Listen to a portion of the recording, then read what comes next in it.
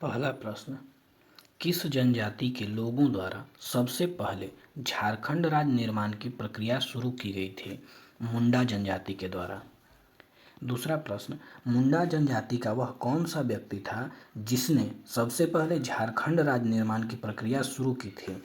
तीरा मुंडा था।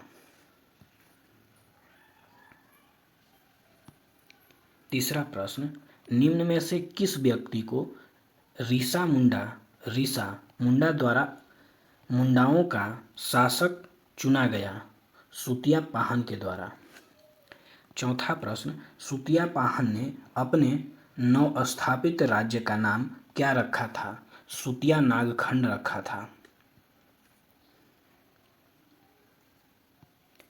पांचवा प्रश्न, सुतिया नागखंड का प्रथम राजा कौन था? सुतिया पाहन, ऑप्शन ए। छठा प्रश्न, सुतिया नागखंड का अंतिम राजा कौन था? मदरा मुंडा था। सातवां प्रश्न, नागवंशी राजा की स्थापना कब की गई थी? नागवंशी राज्य की स्थापना कब की गई थी? तो प्रथम शताब्दी में की गई थी। आठवां प्रश्न, नागवंशी राज्य की स्थापना किसने की? फनी मुकुट राय ने की थी। नौवां प्रश्न, प्रथम नागवंशी राजा कौन था? फनी मुकुट राय था। 10वां प्रश्न, नागवंशी शासक फनी मुकुट राय की राजधानी थी सुतियाम्बे। 11 नंबर, जे रीड के अनुसार नागवंशी राज्य की स्थापना कब की गई थी? 10वीं शताब्दी में। 12 नंबर प्रश्न, नागवंशी शासक फनी मुकुट राय का राज्य कितने परगनों में विभाजित था? 66 परगनों में। 13 नंबर, निम्न में से किस राजा को नागवंश का आदि पुरुष कहा जाता है? फनी मुकुट राय को।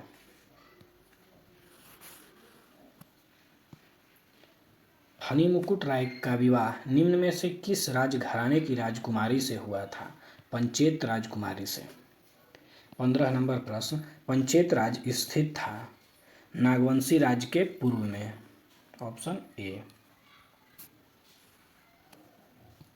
16 नंबर प्रश्न, फनी मुकुट राय ने पंचेत राज की सहायता से किस राज्य को पराजित करने में सफलता प्राप्त की थी? क्योंझर राज्य को पराजित करने में। 17 नंबर, क्योंझर राज्य स्थित था नागवंशी राज्य के दक्षिण में। 18 नंबर प्रश्न, निम्न में से कौन नागवंशी शासक फनी मुकुट राय का दीवान था? भवराय श्रीवास्तव था क्या दीवान? 19 नंबर, किस नागवंशी शासक ने अपने राज्य में गैर आदिवासियों को आश्रय प्रदान किया? फनी मुकुट राय ने। 20 नंबर प्रश्न, नागवंशी शासक फनी मुकुट राय की हत्या किसने की थी? बाघदेव सिंह ने की थी। 21 नंबर प्रश्न, निम्न में से किसके शासनकाल में पलामू किले का निर्माण कराया गया था? मदन प्रताप राय के शासनकाल में।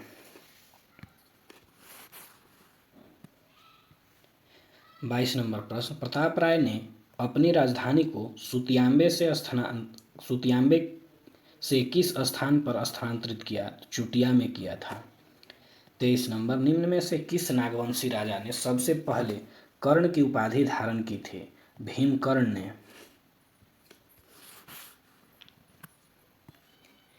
24 नंबर, नागवंशी राजाओं द्वारा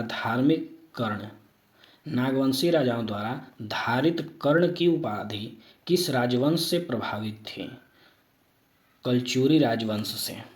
25 नंबर, बरवा की लड़ाई में सरगुजा के रक्सेल राजा को किसने पराजित किया था? भीमकर्ण ने पराजित किया था।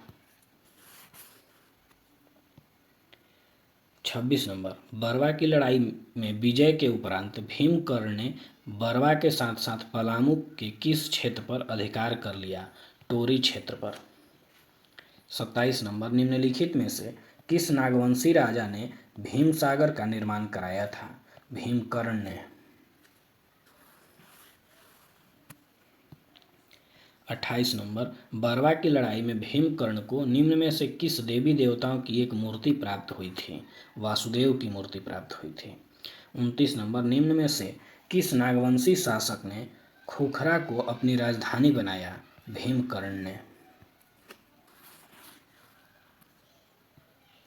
30 नंबर, निम्न में से किसके आक्रमण से बचने हेतु भीमकर्ण ने अपनी राजधानी को खुखरा स्थानांतरित कर दिया था?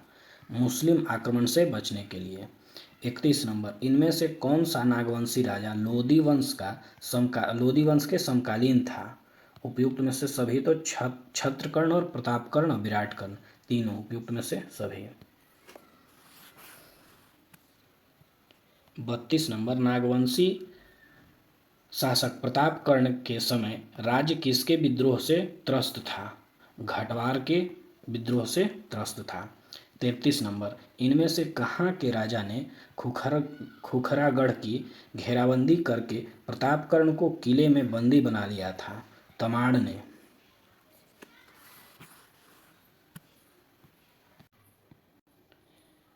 34 नंबर, तमाड़ के राजा की बंदी से मुक्ति होने में प्रतापकर्ण की मदद निम्न में से किसने की थी? बाघदेव ने की थी। 35 नंबर, खरवार राजा ने प्रताप राय को मुक्त करने के दौरान तमाड़ के राजा को पराजित किया था। इसके परिणाम स्वरूप बाघदेव को कौन सा क्षेत्र पुरस्कार के रूप में मिला? कर्णपुरा पुरस्कार के रूप में मिला। 36 नंबर, नागवंशी राजा छत्रकर्ण के शासनकाल में कोराम्बे में किस भगवान की मूर्ति स्थापित की गई थी? विष्णु की मूर्ति स्थापित की गई थी। चैतन्य महाप्रभु ने झारखंड में निम्न में से किस मत का प्रचार प्रसार किया था? वैष्णव मत का प्रचार प्रसार किया था। 38 नंबर, राम शाह निम्न में से किसके समकालीन था? बहादुर शाह प्रथम के समकालीन था। 39 नंबर, नागवंशी शासक यदुनाथ शाह निम्न में से किसके समकालीन था? फर्रुखसियार के समकालीन था। 40 नंबर प्रश्न, निम्न में से किस मुगल सूबेदार द्वारा आक्रमण करने के बाद यदुनाथ शाह ने उसे 1 लाख रुपए मालगुजारी देना स्वीकार किया था? सर बुलंद खां के आक्रमण के बाद। 41 नंबर प्रश्न, सर बुलंद खां के आक्रमण के बाद अपने राज्य को सुरक्षित करने हेतु यदुनाथ शाह ने अपनी राजधानी कहाँ स्थानांतरित कर दी थी? पालकोट में स्थानांतरित कर दी थी। 42 नंबर, विश्वनाथ शाह के शासनकाल में निम्न में से किस मुगल सूबेदार ने आक्रमण किया था? फखरुद्दौला ने किया था, ऑप्शन ए। 43 नंबर, फखरुद्दौला के आक्रमण के पश्चात विश्वनाथ शाह ने कितने रुपए मालगुजारी देना स्वीकार किया? 12,000 रुपया मालगुजारी देना स्वीकार किया। 44 नंबर प्रश्न, निम्न में से कौन सा नागवंशी शासक विश्वनाथ शाह का उत्तराधिकारी था? उदयनाथ शाह। 45 नंबर, नागवंशी शासक उदयनाथ शाह निम्न में से किसके माध्यम से मुगल सूबेदार अलीवर्दी खां को मालगुजारी का भुगतान करता था? विष्णु सिंह के माध्यम से। 46 नंबर, उदयनाथ सिंह के शासन के समय विष्णु सिंह निम्न में से कहाँ का शासक था? रामगढ़ का शासक था। 47 नंबर प्रश्न, निम्न में से कौन सा शासक उदयनाथ शाह का उत्तराधिकारी था? श्याम सुंदर शाह। 48 नंबर, श्याम सुंदर शाह के शासन के दौरान मराठा योद्धा भास्कर राव पंडित ने झारखंड के रास्ते कहाँ आक्रमण किया था? बंगाल पर आक्रमण किया था। 49 नंबर प्रश्न, जब मराठा योद्धा भास्कर राव पंडित ने झारखंड से होकर बंगाल पर आक्रमण किया तब बंगाल का सूबेदार था अलीवर्दी खां। 50वां प्रश्न, भास्कर राव पंडित ने किस वर्ष झारखंड के रास्ते होकर बंगाल पर आक्रमण किया था? 1742 ईस्वी में। 51 नंबर, रघुजी भोंसले ने किस वर्ष बंगाल पर आक्रमण किया जिसकी शिकायत अलीवर्दी खान ने मराठा पेशवा बालाजी राव से की थी? 1743 ईस्वी में। 52 नंबर, पेशवा बालाजी राव निम्न में से झारखंड के किस स्थान से होकर बंगाल गए थे? राजमहल होकर। 53 नंबर, बंगाल पर आक्रमण करने के बाद रघुजी भोंसले निम्न में से झारखंड के किस क्षेत्र से होकर अपने राज्य वापस लौट गया? मानभूम से होकर। 54 नंबर, निम्न में से किस नागवंशी शासक के शासन के समय जमींदारी प्रथा का उन्मूलन कर दिया गया था? श्याम शरणनाथ शाह के समय। 55 नंबर, निम्न में से किसने अपनी राजधानी को द्वेषागढ़ से सतरंजी स्वर्णरेखा नदी के किनारे स्थानांतरित किया? एनीनाथ शाह ने। 56 नंबर, निम्न में से किस शासक ने हटिया बाजार को बसाया था? एनीनाथ शाह ने बसाया था। 57 नंबर प्रश्न, नागवंश की राजधानी व उसके संस्थापक के संदर्भ में कौन सा मिलान गलत है? रातूगढ़, शरणनाथ शाह। 58 नंबर प्रश्न, छोटा नागपुर पर शासन करने वाला नागवंशी शासकों में कौन शामिल नहीं था? तो विक्रमकर्ण शामिल नहीं था। 59 नंबर, पलामू में सबसे पहले किस क्षेत्रीय राजवंश ने शासन स्थापित किया था? रक्सैल वंश ने। 60 नंबर, रक्सैल स्वयं को क्या मानते थे? राजपूत मानते थे। 61 नंबर प्रश्न, रक्सैलों का मूलतः किस क्षेत्र से पलामू में आगमन हुआ था? राजपूताना क्षेत्र से। 62 नंबर, रक्सैलों के शासन के समय पलामू में किस जनजाति की जनसंख्या सर्वाधिक थी? खारवार जनजाति की जनसंख्या सर्वाधिक थी। 63 नंबर, निम्न में से किस वंश ने रक्सैलों को अपदस्थ किया था? चेरो वंश ने। 64 नंबर, रक्सैलों के पलामू में शासन के समय खारवार जनजाति शासक थे? प्रताप धवल थे। 65 नंबर, चेरो वंश की स्थापना किसने की थी? भागवत राय ने की थी। 66 नंबर, चेरो वंश की स्थापना कब की गई थी? 1572 ईस्वी में की गई थी। 67 नंबर, निम्न में से कौन सा चेरोवंशी राजा बहादुर शाह, जहांदार शाह तथा फर्रुखसियार के समकालीन था? साहेब राय। 68 नंबर, निम्न में से साहेब राय का उत्तराधिकारी था? रणजीत राय। रणजीत राय के शासनकाल में बिहार का कौन सा मुगल सूबेदार पलामू आया था? सरबुलंद खान। 70 नंबर प्रश्न, रणजीत राय ने मुगल सूबेदार सरबुलंद खान से निम्न में से किस क्षेत्र पर कब्जा कर लिया था? टेरी क्षेत्र पर। 71 नंबर, टेरी परगना कब तक रणजीत राय के कब्जे में रहा? 1722 ईस्वी तक कब्जे में रहा। 72 नंबर, निम्न में से किसने रणजीत राय की हत्या करके पलामू राज्य पर कब्जा कर लिया? जयकृष्ण राय ने।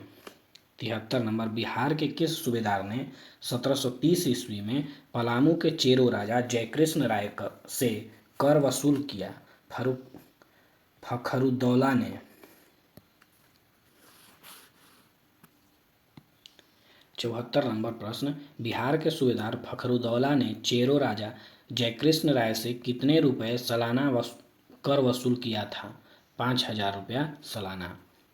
75 नंबर, 1733 में बिहार का सूबेदार बनने के बाद अलीवर्दी खान ने चेरो राजा से कितने रुपए सालाना मालगुजारी निर्धारित किया? 5000 रुपया। 76 नंबर 1740 ईस्वी में बिहार के किस मुगल सूबेदार ने चेरो राजा जयकृष्ण राय पर 5,000 रुपये वार्षिक मालगुजारी निर्धारित किया? जुनैदीन जुनैदीन खां ने।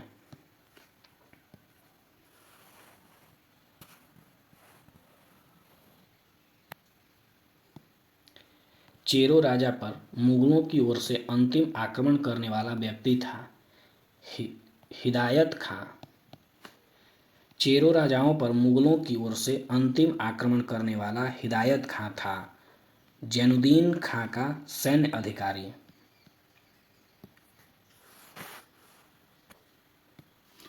इनमें से कौन सा एक सिंह वंश का ग्रंथ है? वंश प्रभा लेखन। 80 सिंह वंश की पहली शाखा की स्थापना किस सदी के प्रारंभ में की गई थी? 8वीं सदी। सिंह वंश की पहली शाखा के संस्थापक थे काशीनाथ सिंह। 82 नंबर सिंह वंश की पहली शाखा में कितने राजाओं ने शासन किया? 13 राजाओं ने।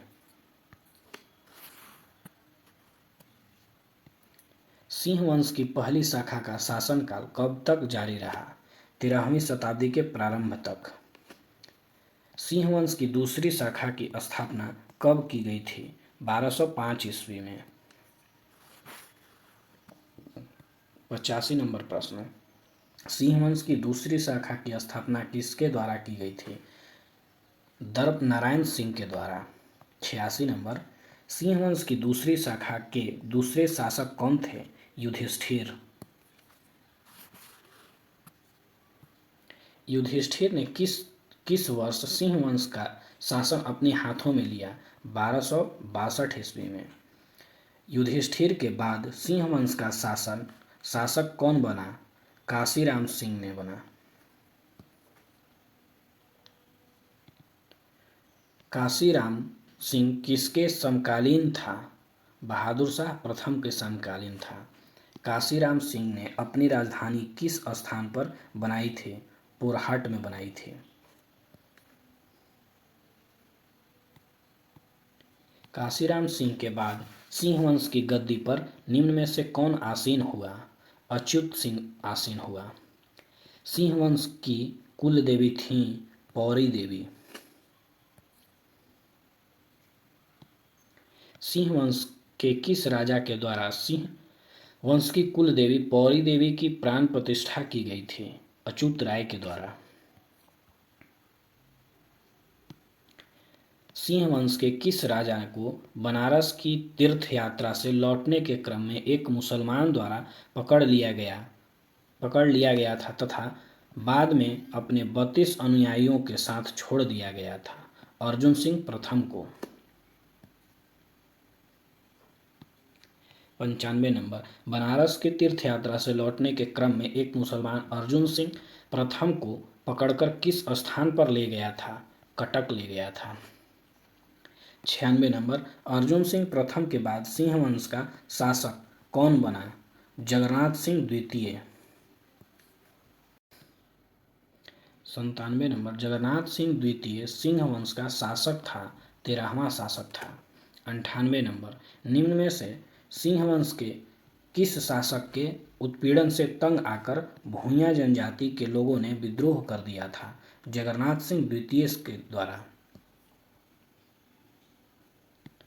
99 नंबर सिंह वंश के किस राजा ने विक्रम सिंह को 12 गांवों का एक जागीर दिया जिसे सिंहभूम पीर कहा जाता है? अर्जुन सिंह द्वितीय ने। 100 नंबर प्रश्न विक्रम सिंह था अर्जुन सिंह द्वितीय का चाचा।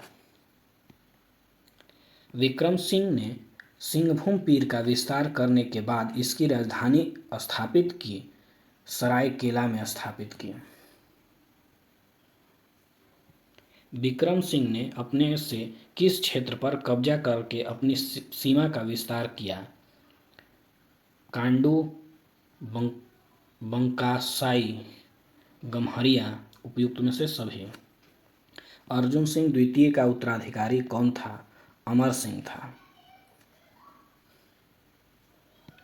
जगन्नाथ सिंह चतुर्थ के शासनकाल में पोरहाट क्षेत्र में निम्न में से किस जनजाति के लोगों ने उपद्रव किया था? हो एवं कोल जनजाति ने। 105 नंबर प्रश्न, हो आदिवासियों के उपद्रव को नियंत्रित करने हेतु जगन्नाथ सिंह चतुर्थ निम्न में से कहाँ के राजा से मदद मांगी थी? छोटा नागपुर खास के नागवंशी राजा से। हो आदिवासी के उपद्रव को नियंत्रित करने हेतु जगन्नाथ सिंह चतुर्थ ने किस नागवंशी राजा से मदद मांगी थी? दर्पण नाथ शाह से। सिंहभूम क्षेत्र में अंग्रेजों का पहली बार प्रवेश कब हुआ? 1767 ईस्वी में। सिंहभूम क्षेत्र में अंग्रेजों के प्रवेश हुआ जगन्नाथ सिंह चतुर्थ द्वारा हो एवं कोल लड़ाकों को पराजित करने हेतु अंग्रेजों से मदद मांगने के बाद। इनमें से किसने मानभूम के मानवंश के बारे में जानकारी प्राप्त होती है? 8वीं सदी का दूधपानी शिलालेख, 14वीं सदी का गोविंदपुर शिलालेख। तो उपयुक्त में से दोनों। 14वीं सदी का गोविंदपुर शिलालेख का निर्माण किसने किया था? कवि गंगाधर ने। 111 नंबर, मान वंश के राजाओं के अत्याचार के कारण निम्न में से कौन सा आंदोलन 10वीं शताब्दी में उभरा था? भूमिज स्वराज आंदोलन।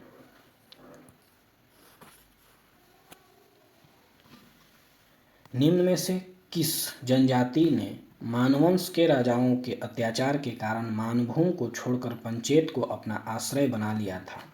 सबर जनजाति ने। 113 नंबर, रामगढ़ राज्य की स्थापना किसके द्वारा की गई थी? बाघदेव सिंह के द्वारा की गई थी। 114 नंबर, रामगढ़ राज्य की स्थापना कब की गई थी? 1368 ईस्वी में। रामगढ़ राज्य की स्थापना से पूर्व बाघदेव सिंह निम्न में से किस वंश के दरबार में थे? नागवंश के दरबार में।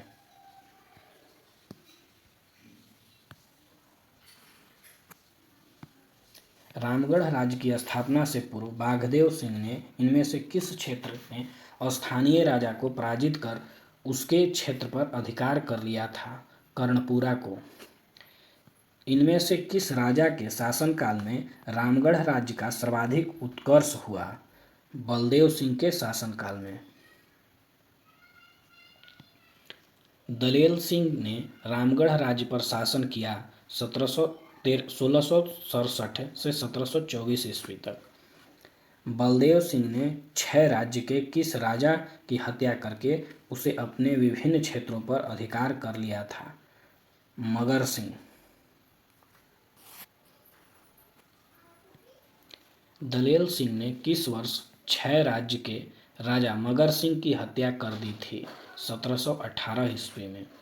दलेल सिंह के बाद रामगढ़ राज्य का शासक बना विष्णु सिंह।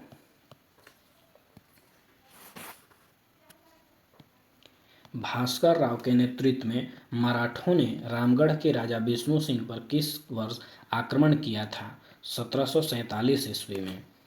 बंगाल के नवाब अलीवर्दी खान ने 1740 ईस्वी में किससे रामगढ़ राज्य से कर वसूलने हेतु भेजा था? हिदायत अली खां को। किसको भेजा? तो हिदायत अली खां को।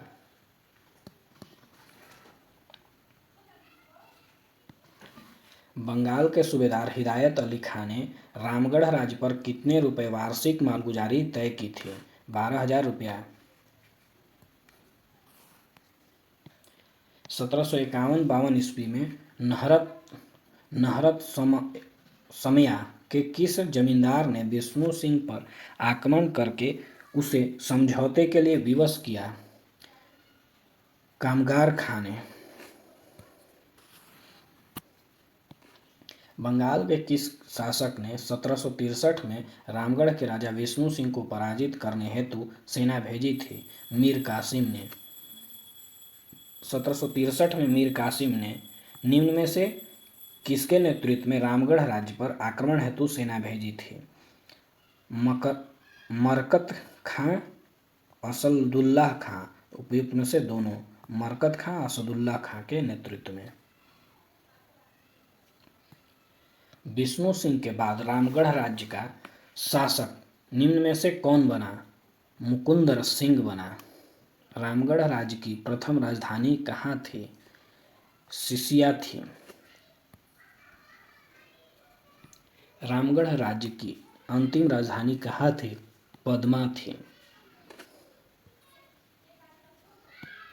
रामगढ़ राज्य की राजधानी और उसके संस्थापक के संबंध में निम्न में से कौन सा विमला गलत है, कौन सा मिलान गलत है? पद्मा दलेल सिंह, ऑप्शन डी गलत है। दलेल सिंह के शासनकाल में रामगढ़ राज्य की राजधानी थी रामगढ़ ही। रामगढ़ राज्य को कब समाप्त कर दिया गया? 1955 ईस्वी में। इनमें से किस अधिनियम के द्वारा रामगढ़ राज्य को समाप्त कर दिया गया? बिहार राज्य भूमि सुधार अधिनियम के तहत, ऑप्शन डी। 135 नंबर प्रश्न, बिहार राज्य भूमि सुधार अधिनियम की किस धारा के तहत रामगढ़ राज्य को समाप्त कर दिया गया था? धारा 3 के तहत। 1955 ईस्वी में निम्न में से किस तिथि को रामगढ़ राज्य को समाप्त कर दिया गया? 26 जनवरी 1955 ईस्वी को। खड़गडिहा राज्य की स्थापना कब की गई थी? 15वीं सदी में की गई थी। खड़गडिहा राज्य की स्थापना निम्न में से किसके द्वारा की गई थी? हंसराज देव के द्वारा की गई थी। हंसराज देव ने इनमें से किस जाति के शासक को पराजित करके हजारीबाग पर अपना प्रभाव स्थापित किया था? बंदावत को हराकर। खड़गडिहा राज्य का विस्तार इनमें से किस वर्तमान क्षेत्र तक था? गिरिडीह तक था। खड़गडिहा राज्य के संस्थापक हंसराज देव मूलतः किस क्षेत्र के निवासी थे? दक्षिण भारत के निवासी थे। 142 नंबर प्रश्न, हंसराज देव ने उत्तर भारत के किस वर्ण के साथ वैवाहिक संबंध स्थापित किया था? ब्राह्मण के साथ। ढालभूम में ढाल वंश के संबंध में इनमें से कौन सा कथन सत्य है? इस राज्य का विस्तार सिंहभूम क्षेत्र में था। सही बात है। इस वंश के शासनकाल में नरबलि प्रथा का प्रचलन था। बी भी सही। तो ऑप्शन ए और बी दोनों सही। कथन ए और दोनों सही। 144 नंबर, मानभूम का सर्वाधिक शक्तिशाली राज्य था पंचेत राज्य। इनमें से किस राज्य का राज्य चिन्ह कपिला गाय की पूंछ या चंवर था? पंचेत राज्य का। निम्न में से किस राज्य के राजाओं को गोमुखी राजा कहा जाता था? निम्न में से किस राज्य के राजाओं को गोमुखी राजा कहा जाता था?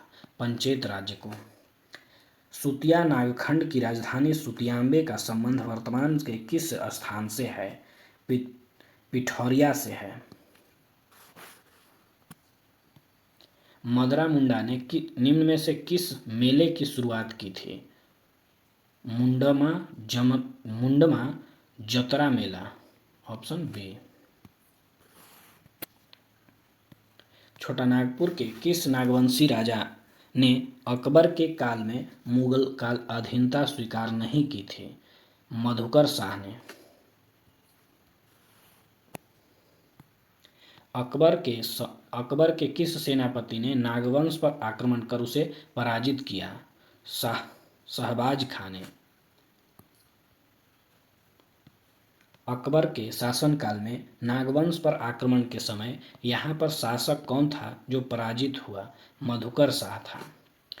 1591-92 में मुगलों के आक्रमण के समय उड़ीसा के किस शासक का साथ नागवंशी मधुकर शाह ने दिया था?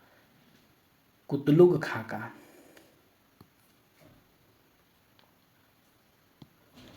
मुगल सेना ने उड़ीसा के किस वंश के शासक के विरुद्ध आक्रमण किया था? अफगान वंश के शासन के विरुद्ध। 154 नंबर प्रश्न, निम्न में से कौन सा कथन सत्य है? नागवंशी राजा रघुनाथ शाह के समय राजधानी पालकोट थी। सही बात। बी रघुनाथ शाह एक नागपुरी कवि थे। इन्हें नागवंशी परंपरा अनुसार एनिकनाथ ठाकुर भी कहा जाता है। ये भी सही। इनके समय में ही मदन मोहन मंदिर, बोड़िया, राम सीता मंदिर, चुटिया आदि का निर्माण हुआ। ये भी सही। तो उपयुक्त में से सभी सही हैं। 155 नंबर, निम्न में से कौन सा कथन सत्य है?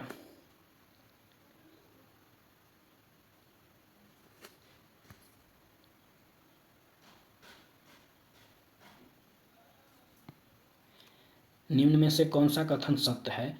एनीनाथ सहदेव बड़कागढ़ के राजा थे, जिन्हें 1641 में जगन्नाथ मंदिर का निर्माण कराया।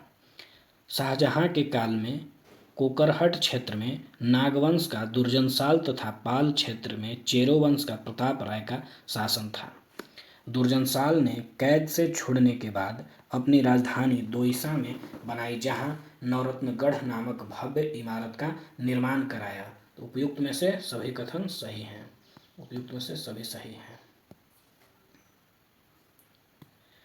निम्न में से कौन सा कथन सत्य है?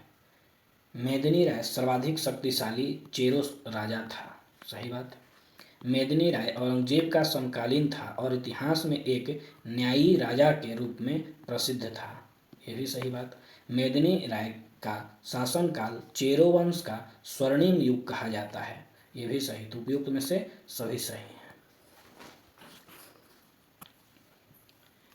157 नंबर प्रश्न, जहांगीर के समय झारखंड में कुकरहट क्षेत्र में किस नागवंशी शासक का शासन था? दुर्जनसाल का शासन था।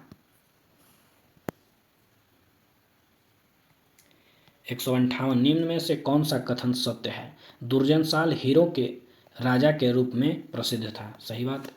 जहांगीर ने 1612 ईस्वी में जफर खां को बिहार का सूबेदार नियुक्त किया था। यह भी सही। सन 1615 में जहांगीर ने इब्राहिम खां को बिहार के सूबेदार के रूप में नियुक्त किया और छोटा नागपुर पर आक्रमण करने तथा हीरो की खानों पर अधिकार करने का आदेश दिया। ये भी सही। तो उपयुक्त में से सभी सही हैं।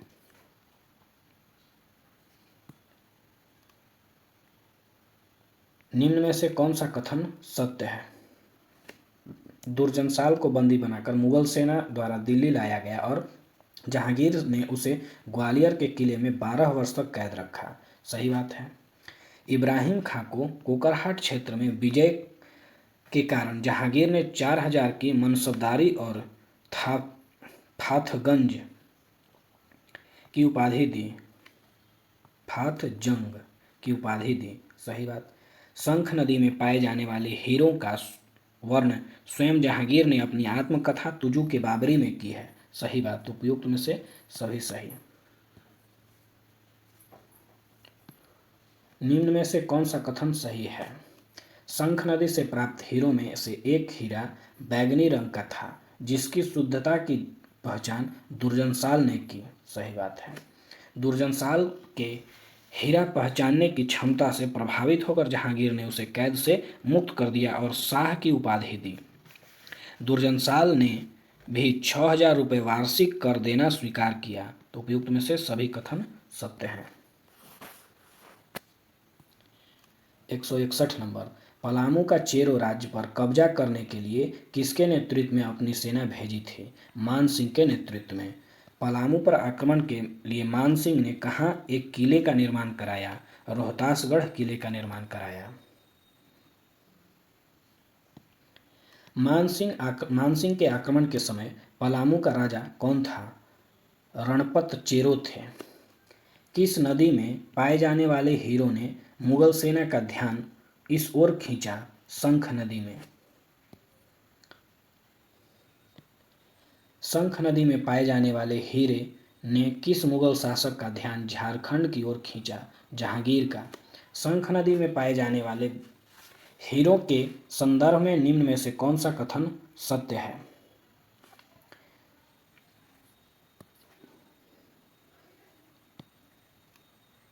टॉलेमी ने एडमास नदी का वर्णन किया है। बी, ग्रीक भाषा में एडमास का अर्थ हीरा होता है। तो कूट ए और बी दोनों सही हैं।